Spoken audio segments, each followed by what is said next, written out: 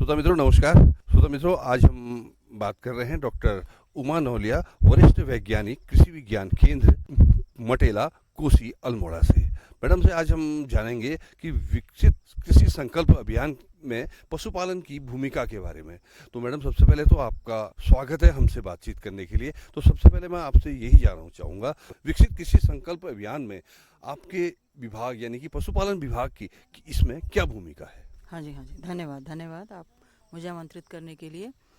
जैसे पशुपालन की बात कर रहे हैं हम, जो हमारा कृषि संकल्प अभियान चल रहा है, विकसित कृषि संकल्प अभियान, इसमें जब हम बात करते हैं तो पर्वतीय क्षेत्रों की बात करेंगे तो खेती बाड़ी तो हमारा एक मुख्य व्यवसाय है ही। साथ ही साथ जो दूसरा व्यवसाय उभर के आ रहा है वो है हमारा पशुपालन।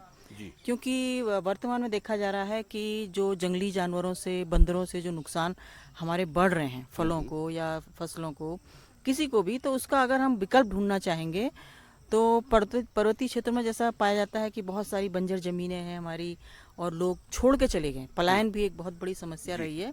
तो वो जो ज़मीनें छूटी हुई हैं या किसी के कोई उसको काम कर रहा है, किसी के कब्जे में है, तो वो उसको पशुपालन में अगर उपयोग में ले ले उन बंजर भूमियों को, तो वो एक अच्छा उसका साधन हो सकता है पशुपालन से एक आय करने के लिए जी।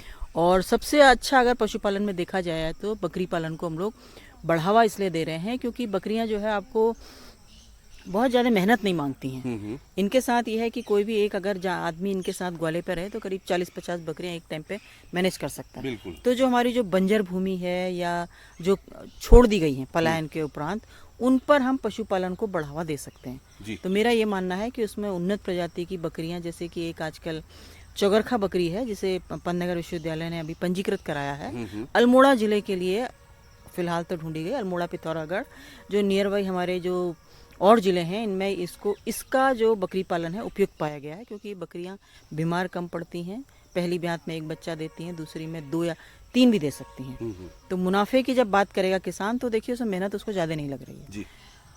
तो बकरी पालन एक अच्छा व्यवसाय माना जा सकता है। उसके साथ साथ पशुपालन भी कर सकता है। जो बंजर भूमि हमारी थी उस पर वो अपना नेपियर लगा के या कोई भी बहुवर्षीय चारे लगा के या जो भी उसकी 1 वर्षीय लगती हैं वो चारा उन बात आ रही है कि बंजर भूमि का उपयोग कैसे करें जी। तो वो पशुपालन में बहुत बेहतर उपयोग हो सकता है, जो हम बंदर और जंगली जानवरों की वजह से छोड़ते जा रहे हैं।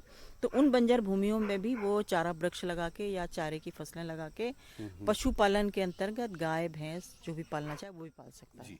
तो मैम, जो ये विकसित कृषि संकल्प अभियान अभी चलाया जा रहा है, तो क्या इन सब बातों को आप वहाँ पर हमारे जो किसान वहाँ पर आएंगे उनको भी जानकारी आपका डिपार्टमेंट देगा? बिल्कुल बिल्कुल, इसीलिए तो हमारा मकसद तो यही है। जो हम जा रहे हैं उनको इसीलिए जागरूक करना है कि अगर आपको परेशानी आ रही है ये जो फसलों के उसमें नुकसान में, बंदरों से नुकसान में, जानवरों से, सूअर की बात कर रहे हैं, तो विकल्प ढूंढने की बात आ रखी थी। तो विकल्प में हम लोग एक तो कहते हैं हल्दी अदरक बो लीजिए, मिर्च बो लीजिए और साथ साथ पशुपालन अगर कर लेते हैं तो वो धान गेहूं वाली जो बंदरों से नुकसान की, मडुए में नुकसान हो रहा है, तो ये चीज़ें मतलब हम विकल्प ढूंढने की बात कर रहे हैं। तो किसानों को हमारा मोटिवेट करने का मकसद है। ये जो कृषि संकल्प हमारा अभियान चलेगा, किसानों को मोटिवेट करेंगे कि आप पशुपालन की ओर ज़्यादा झुकाव दें। तो हम लोग ये बंजर भूमि और जो पलायन के बाद ज़मीनें छूट गई हैं उनका बहुत बेहतर उपयोग कर सकते हैं। यानी कि एक विकल्प के तौर पर हम पशुपालन को अपनाकर अपना फायदा, हम इसमें फायदा या लाभ हम कमा सकते हैं, रोजगार के लिए अच्छा फायदा। तो मैम, जो अभी विकसित कृषि संकल्प अभियान अभी चलाया जाएगा, कल से ये शुरू हो जाएगा, यानी कि 29 मई से 12 जून तक ये चलाया जाएगा। तो इसके बारे में आप हमारे जो सुनने वाले श्रोता हैं उनसे आप क्या कहना चाहेंगे? अच्छा, मेरा ये कहना है कि मैं अपने बारे में बताऊंगी। मेरे को लमगड़ा और धौला देवी का ब्लॉक दिया गया है। तो मेरा कृषकों से अनुरोध यही रहेगा कि आप लोग ज़्यादा से ज़्यादा संख्या में आएंगे तो वहाँ पर बहुत सारे लोग होंगे जो आपको नई तकनीकी और नई चीज़ों के बारे में बताएंगे। क्या नए व्यवसाय हो सकते हैं, क्या विकल्प हो सकते हैं जो हमारे नुकसान हो रहे हैं, पलायन हो रहे हैं। तो मेरा सभी से अनुरोध यही रहेगा कि ज़्यादा से ज़्यादा संख्या में आके उस जो हमारा अभियान चल रहा है इसमें प्रतिभाग करें और अच्छी जानकारी लेंगे तो बेहतर है, आपको ही नई तकनीकी मिलेगी और अच्छा उत्पादन कर सकेंगे। कोई भी फील्ड हो सकता है, चाहे पशुपालन के लीजिए, चाहे सब्जी उत्पादन के लीजिए, चाहे फसल उत्पादन के लीजिए। तो आप लोग आएँ, आपको एक आमंत्रण हम लोग देते हैं दोबारा से कृषि विज्ञान केंद्र की ओर से। तो 29 से 12 जून तक हमारे साथ प्रतिभाग करें। धन्यवाद। तो मैडम आपने हमें इतनी बढ़िया जानकारी दी, इसके लिए आपका बहुत बहुत धन्यवाद।